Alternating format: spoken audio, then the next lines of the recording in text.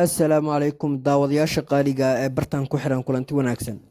Muuqaalkeena maanta waxaynu kaga hadlaynaa fanaanka caanka ee Sharma Boy oo dhowaan soo saaray boor uu ku sheegay xilliga rasmiga ee la qabanayo showga.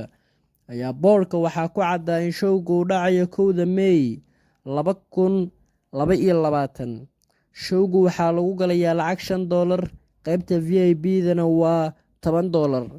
Sharma Boy ayaa sheegay showgani inuu ka dhacayo Gaalkacyo oo uu sheegay inay tahay hoygiisa khaaska ah. Dhanka kale Sharma waxa uu sheegay in showgani uu dhacayo galab 9 saac galabnimo ilaa iyo intii ay ku gaarto ilaa xilliga cishahaba ha ahaatee ayuu sii raaciyay hadalkiisa. Sharma Boy ayaa wareysi uu bixiyay ku faahfaahiyay showga, xilliga uu dhacayo, meelaha uu ka dhacayo iyo dhammaan informationkii ku saabsanaa showga ee muddada dheer laga sugayay. Dadku badankooda waxa ay filayeen in sanadkan showga Sharma Boy uu ku qabani doono caasimadda ummadda Soomaaliyeed ee Muqdisho, balse taasi oo aanan dhicin ayaa beddelkeeda Gaalkacyo lagu qabanayaa. Daawade haddii ay tahay markii kugu horeysay ee channelkan aad soo booqato, fadlan subscribe dhaw si aad uga mid noqoto daawadayaasha bartan ku insha Allah ciida maalinka ciida ah ama hadday noqoto maalinka koowaad iyo maalinka labaad iyo maalinka saddexaad waxay noqotaba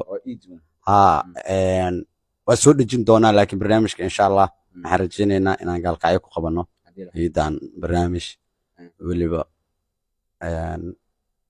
Cawaale Stadium weliba xilli galabnimo ah maalinimo ah hadduu alle idmo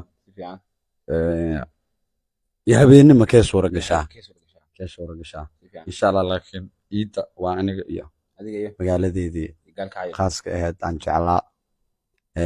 haddee waxaan leeyahay Soomaali weyn iyo tolkaba waa idin soo socdaa maalinkaas ciida ah hadduu alle idmo.